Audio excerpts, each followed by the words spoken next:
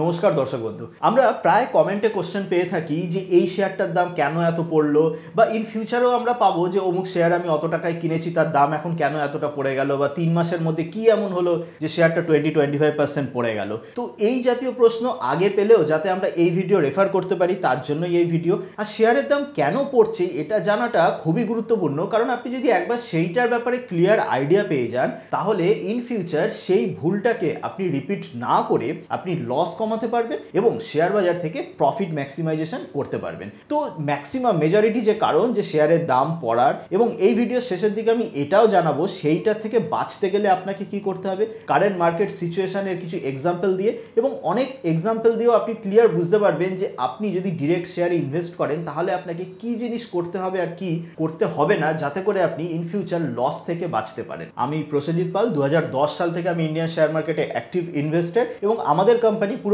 Eastern ইন্ডিয়ার one of the very few company যাদের সেবি registered retail অ্যাডভাইসারির সাথে সাথে HNI ক্লায়েন্টদের জন্য ফান্ড ম্যানেজমেন্ট সার্ভিসও আছে। তার মানে যাদের 1 crore অ্যাবভ পোর্টফোলিও সাইজ তাদের ডিরেক্ট ফান্ড ম্যানেজমেন্টের জন্য সেবি থেকে লাইসেন্স আমাদের কোম্পানির রয়েছে। টপিকে ফেরত আসি, সবার আগে ইনভেস্টারদের মনে যে প্রশ্নটা আসে যে 2 সপ্তাহে কোনো শেয়ারের দাম 20% পড়ে গেল, তার কি ফান্ডামেন্টাল এতটাই চেঞ্জ হয়ে গেল 2 সপ্তাহে, বা কি এমন চেঞ্জ হলো 1 মাসের মধ্যে, কি বিজনেসে চেঞ্জ হলো যে 30% শেয়ারটার দাম পড়ে গেল। প্রথমত বলে রাখি, ফান্ডামেন্টাল ওই অত সহজে 2 সপ্তাহের মধ্যে কোনো চেঞ্জ হয় না, বা কোম্পানির কোনো কিছু মানে বিশাল খুব সিরিয়াস কিছু 1 সপ্তাহের মধ্যে এমন চেঞ্জ হয় না, বা কোম্পানির বিজনেস 1 সপ্তাহ 2 সপ্তাহের মধ্যে 20-30% ডাউন হয় না যে যার জন্য শেয়ারের দাম পড়বে। তো তাহলে ফান্ডামেন্টালস অত তাড়াতাড়ি চেঞ্জ হয় না, বিজনেস অত তাড়াতাড়ি ডাউন হয় না, তো তাহলে ব্যাপারটা কি? চলুন কিছু আমরা এক্সাম্পলের দিকে তাকাই। Britannia industries one of the very fine company.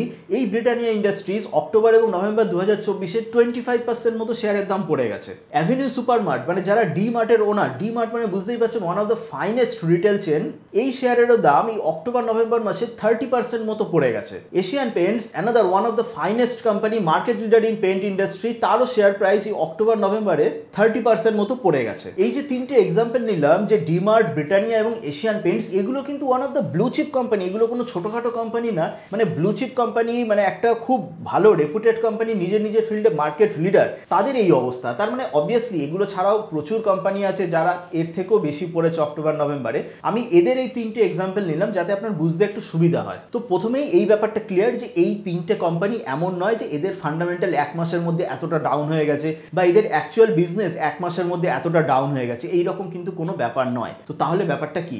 শেয়ারের প্রাইস কেন পড়েছে এইটা বুঝতে গেলে এই তিনটে কোম্পানির আপনাকে প্রথমেই দেখতে হবে যে PE রেশিও, ভ্যালুয়েশন কি আছে। এই ফলের আগে, মানে এই অক্টোবরের আগে, ধরুন আগস্ট সেপ্টেম্বর, এই সময় এই কোম্পানিগুলোর কি ভ্যালুয়েশনে ট্রেড করছিল চলুন দেখে নিই। যেমন দেখছেন ব্রিটানিয়া ট্রেড করছিল around 60-65 PE, demat, avenue supermart এটা ট্রেড করছিল অ্যারাউন্ড 100 PE, এবং এশিয়ান পেন্টস এটা ট্রেড করছিল অ্যারাউন্ড 60-65 PE। মজার ব্যাপার, এই তিনটে কোম্পানিরই যদি আপনারা গ্রোথ বা এক্সপেক্টেড গ্রোথ রেটের দিকে তাকান তো তাহলে দেখবেন কারোরই গ্রোথ রেট ডাবল ডিজিটের বেশি নেই। ডাবল ডিজিটের বেশি মানে 10%-এর উপরে গ্রোথ নেই। মানে এই সমস্ত কোম্পানি লাস্ট 2-3 কোয়ার্টারে তো কয়েকবার নেগেটিভ, কয়েকবার পজিটিভ, এবং এক্সপেক্টেড গ্রোথ যেটা সেটা মোর দ্যান 10%ও নেই, অথচ এদের শেয়ার ট্রেড করছে 60-65-এর বেশি PE-তে। তো সহজ বাংলায় যদি আমি এই ব্যাপারটা বলি, PE ratio, price two earning ratio, এর মানে এইটা যে ধরুন একটা কোনো কোম্পানির প্রফিট করেছে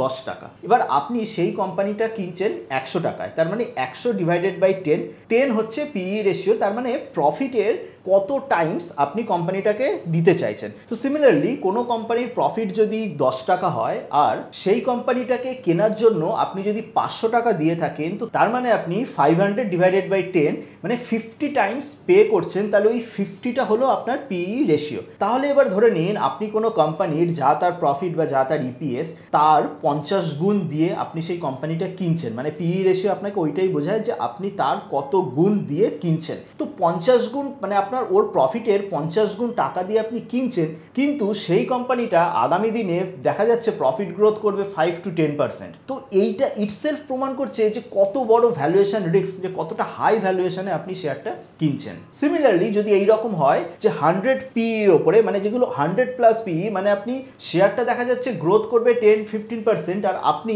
তার 100 টাইমস মানে প্রফিটের 100-150 টাইমস দিয়ে আপনি শেয়ারটা কিনছেন। এর মানে খুব সিম্পল, মানে এইটাই যে যদি ইন ফিউচারে ওই রেটে মানে ধরুন 100 পিই দিয়ে কিনছেন 40-50% এইরকম রেটে যদি গ্রোথ না করে থাকে তো তাহলে তো আপনি ইনসেন্ট ভ্যালুয়েশন মানে অনেক বেশি দাম দিয়ে জিনিস কিনছেন।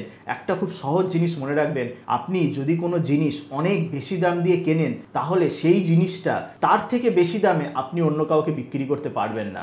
সব সময় মাথায় রাখবেন আপনি যখন কোনো শেয়ার কিনছেন তার পিই রেশিওর দিকে তাকাবেন এবং তার এক্সপেক্টেড গ্রোথটা ফলো করবেন। যদি আপনি 20 পিই রেশিওতে কোনো শেয়ার কেনেন তাহলে মেক শিওর করবেন আপনার জন্য এক্সপেক্টেড আগামী দিনে গ্রোথ 20%-এর বেশি থাকে। এই কনসেপ্টটা ডিটেলস পিইজি রেশিও, এইটা নিয়ে আমি আমার বই হাউ টু অ্যাভয়েড লসে আমরা ডিটেলসে বলেছি। তো এই পিইজি রেশিওর কনসেপ্টই হলো যে পিই রেশিও ডিভাইডেড বাই গ্রোথ। খুব সহজ বাংলায় বললে আপনি যখনই একটি শেয়ার কিনবেন তখন দেখে নেবেন আপনি যেই টাকাটা দিচ্ছেন বা যে পিই রেশিওতে কিনছেন মেক শিওর তার এক্সপেক্টেড গ্রোথ যেন তার থেকে বেশি হয়। আপনি একটি কোম্পানি 50 পিই রেশিওতে কিনছেন আর তার এক্সপেক্টেড গ্রোথ যদি 5-10% হয় তো তাহলে ইন ফিউচার যে কোনো দিন সেই শেয়ারের দাম কিন্তু পড়তে পারে। এই তিনটে company Britannia industries, avenue supermarts এবং এশিয়ান পেইন্টস, এই তিনটে কোম্পানি 2023-24 এবং অনেক দিন ধরেই হাই ভ্যালুয়েশনে ট্রেড করছিল। যখন একটা কোম্পানি হাই ভ্যালুয়েশনে ট্রেড করতে থাকে তো তখন তার একটা ট্রিগার চাই, সে যে কোনো সময় পড়তে পারে। অনেকেই বলবে যে এশিয়ান পেইন্টস এখন পড়ছে তার কারণ মার্কেটে নতুন বিড়লা অফাস এসেছে। দেখুন বিড়লা অফাস এসেছে ঠিকই, কিন্তু কম্পিটিশন মানে বিড়লা অফাস কিছুটা মার্কেট শেয়ার খেয়েছে, কিন্তু এশিয়ান পেইন্টসের বিজনেস কি 30% ডাউন হয়েছে?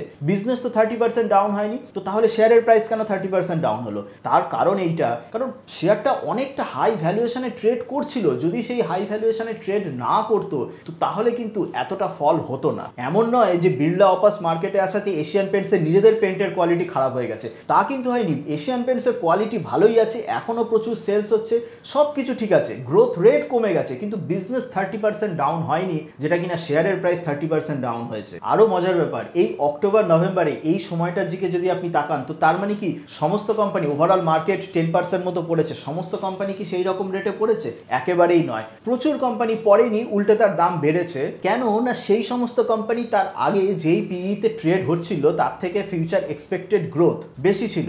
আপনারা যদি আমাদের পেড স্টক রেকমেন্ডেশনগুলোর দিকে তাকান, যেমন Supriya life science, Unichem lab, Yatharth hospital বা এসজিএস এন্টারপ্রাইজ বা নুভামা, এই সমস্ত শেয়ারগুলোর দিকে যদি তাকান দেখবেন এরা কিন্তু অক্টোবর নভেম্বরে অতটাও পড়েনি। ইনফ্যাক্ট আমাদের ওভারঅল যে পোর্টফোলিও সেই পোর্টফোলিও অতটাও কিন্তু পড়েনি। এর কারণটা কি? এর কারণ কিছুই না, খুব সিম্পল। আমরা খুব লজিক্যাল ওয়েতে এবং আমরা সবসময় চেষ্টা করি যে যখন শেয়ারটা কিনছি বা যেই রেটে শেয়ারটা রেকমেন্ড হচ্ছে সেই দামটা বা সেই সময় যে ভ্যালুয়েশনে ট্রেড হচ্ছে তার পিই থেকে এক্সপেক্টেড গ্রোথ যেন বেশি থাকে, বা ইন আদার ওয়ার্ডস ফিউচার পিই, যদি আমি 1 ইয়ার ফরওয়ার্ড 2 ইয়ার ফরওয়ার্ড পিইর দিকে যদি তাকাই, ফরওয়ার্ড পিই যেন সবসময় আমার ফরওয়ার্ড গ্রোথের থেকে যেন কম থাকে। এই সিস্টেম ফলো করি বলেই ওভারঅল পোর্টফোলিও পড়েনি। তো তাহলে কি আবার আপনি বলবেন যে তার মানে বলছেন আপনি যেই শেয়ার রেকমেন্ড করবেন সেই শেয়ার একেবারেই পড়বে না? একদমই নয়। এবার একটা ইম্পর্টেন্ট কথা বলে দিই যে এমন নয় বেস্ট কোম্পানি শেয়ার বা গ্রোথ রেট খুব ভালো আছে তো তার মানে যে কোনো মার্কেট কারেকশনে সেটা পড়বে না। হ্যাঁ, যে কোনো মার্কেট কারেকশনে যদি সেটা শার্প মার্কেট কারেকশন হয় তাহলে বেস্ট কোয়ালিটি শেয়ারও পড়তে পারে, কিন্তু সেই শেয়ারের ফল বা সেই পতনটা অনেক কম হয়, টেম্পোরারি হয় এবং আবার সেটা রিভার্স করে যায়। যেমন আমি এই যে এক্সাম্পলে দিলাম, এশিয়ান পেইন্টস যেভাবে পড়েছে বা ডিমার্ট যেভাবে পড়েছে সেটা খুব তাড়াতাড়ি কিন্তু রিভার্স করবে না। বাকি আমি যে শেয়ারগুলো আমাদের বললাম, আমাদের পেড রেকমেন্ডেশনের শেয়ারগুলো যেগুলো দিকে তাকান আপনি খেয়াল করে দেখবেন অক্টোবরে অল্প পড়লেও নভেম্বরে গিয়ে কিন্তু অনেকটা বেড়ে গেছে। দেখা যাচ্ছে সেই সেপ্টেম্বরে যে লেভেল ছিল তার থেকেও বেড়ে গেছে। তার কারণ ওইটা যে তারা যে ভ্যালুয়েশনে ট্রেড করছে তো তাদের ফরওয়ার্ড ভ্যালুয়েশনের থেকে ফরওয়ার্ড গ্রোথ রেট অনেকটা বেশি। একটা জিনিস মনে রাখবেন যে হাই ভ্যালুয়েশনে কোনো শেয়ার ট্রেড করলেই যে সঙ্গে সঙ্গে সেই শেয়ারের দাম পড়তে থাকবে এমন কিন্তু নয়। মানে ফর এক্সাম্পল দেখবেন কিছু কিছু শেয়ার আছে যেগুলো 100-200 এই রকম পিইতে থাকা সত্ত্বেও অনেক দিন ধরে দাম বাড়তে থাকে, কারণ তাদের অনেক ফরওয়ার্ড গ্রোথ রেট বা 3-4-5 বছরের গ্রোথ রেটের ভিজিবিলিটি আছে।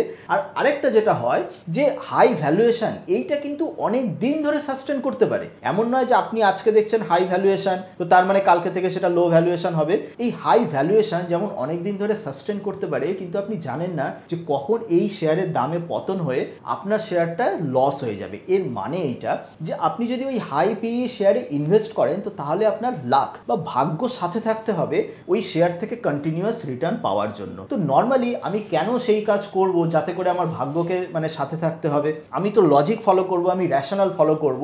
যদি আমি র্যাশনাল ফলো করি তাহলে আমি 10 বারের মধ্যে 8 বার ঠিক হব, আর যদি আমি ভাগ্যের দিকে যাই ওই 10 বারের মধ্যে 4-5 বার ঠিক ঠিক হব। তো এই কারণে এই হাই পিই স্টক বা যেই পিই স্টকগুলোর গ্রোথ রেট অতটাও বেশি নয়, সেই সমস্ত শেয়ারে প্রথমে ইনভেস্ট করাই উচিত নয়। এমনও হতে পারে, আমি বলছি ইনভেস্ট করা উচিত নয়, বাট সেই সমস্ত শেয়ার হয়তো দাম বেড়ে চলেছে, কিন্তু এগেইন যেটা বললাম যে ওই দামটা বেড়ে চলার জন্য লাখ দরকার, কারণ শেয়ার বাজার কোনোদিন মানে ম্যাথামেটিক্স না যেখানে 2+2 সবসময় 4 হবে। এবার আসি কারেন্ট মার্কেট সিচুয়েশনে। দেখবেন মার্কেটে অনেকেই বলছে, নিউজ পেপারেও দেখা যাচ্ছে যে শেয়ার বাজার পড়ছে কেন না এফআইআই ফরেন ইনভেস্টাররা বিক্রি করছে। তো ফরেন ইনভেস্টাররা বিক্রি করছে এইটা কোনো কথা না, ফরেন ইনভেস্টাররা কেন বিক্রি করছে সেইটা আপনাকে বুঝতে হবে। দেখুন ফরেন ইনভেস্টার কারা? ফরেন ইনভেস্টার সিম্পলি আমার আপনার মতনই ইনভেস্টার। এফআইআই ডিফারেন্স এইটা যে আপনি হয়তো একটা শেয়ারে 50,000 টাকা ইনভেস্ট করছেন, আর যে এফআইআই সে হয়তো ওই শেয়ারে 50 কোটি টাকা বা 500 কোটি টাকা ইনভেস্ট করছে। তো যখন আপনি 50,000 টাকা ইনভেস্ট করছেন, তো তখন ওই 50,000 টাকা যদি কোনোদিন সেল করেন, প্রফিট বুক করেন,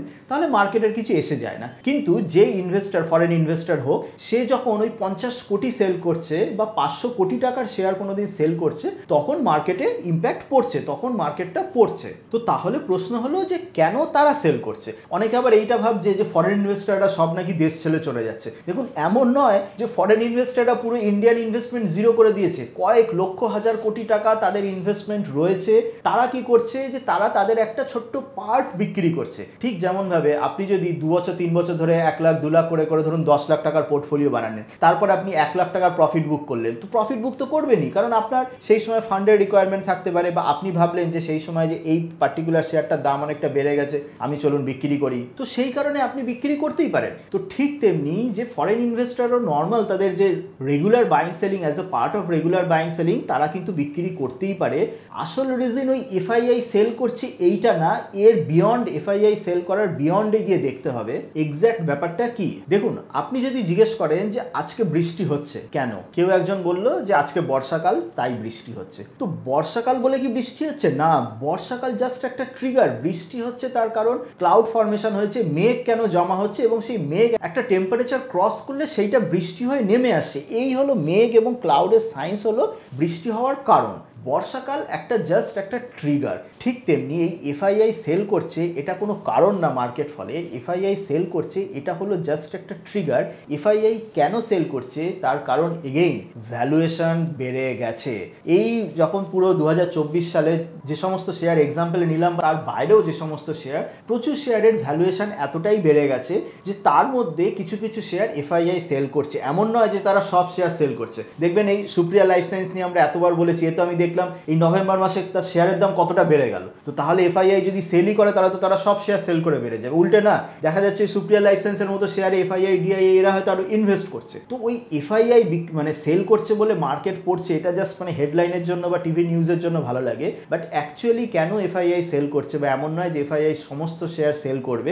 তারা অনেক শেয়ার কিনছেও, তারা অনেক শেয়ার সেল করছে, সেলিংটা বেশি করছে। তার কারণ তারা দেখতে পাচ্ছে, বুঝতে পারছে যে ভ্যালুয়েশন অনেকটা বেড়ে গেছে। তারা অনেকটা ওয়েল ইনফর্মড ইনভেস্টার, মানে নর্মাল আমার আপনার থেকে তাদের অনেক ডেটা পয়েন্ট বেশি আছে। তারা সিম্পল জিনিস দেখতে পাচ্ছে, যেই পিই রেশিও শেয়ারগুলো কমেন্ট করছে সেই হিসাবে গ্রোথ অতটা নয়। তো সেই কারণে ওরা সেল করছে। তাই এফআইআই সেলিং ট্রিগারের জন্য মার্কেট পড়ছে। এফআইআই যদি সেল না করতো, দেখবেন কোনো জায়গায় যুদ্ধ বা কোনো জায়গায় বন্যা, কোনো জায়গায় অমুক, মানে কিছু না কিছু একটা ট্রিগার থাকতো। তাই আবার সেই ঘুরে ফিরে একই কথা যে আপনাকে সবসময় মাথায় রাখতে হবে, আপনি যখন একটা শেয়ার কিনছেন তখন কি ভ্যালুয়েশন দিয়ে শেয়ারটা কিনছেন।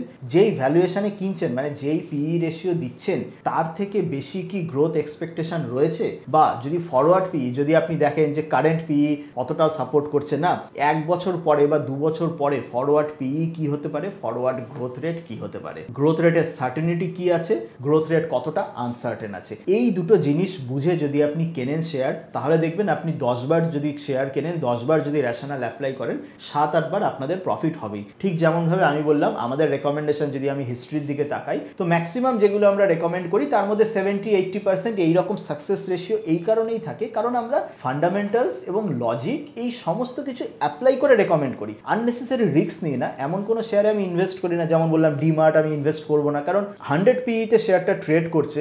আমাকে ওই 100 পিই জাস্টিফাই করার জন্য অনেক বহু বছর ধরে অনেক বেটার গ্রোথের ভিজিবিলিটি দরকার। সেই ভিজিবিলিটি নেই, আমি সেখানে ইনভেস্ট করব না।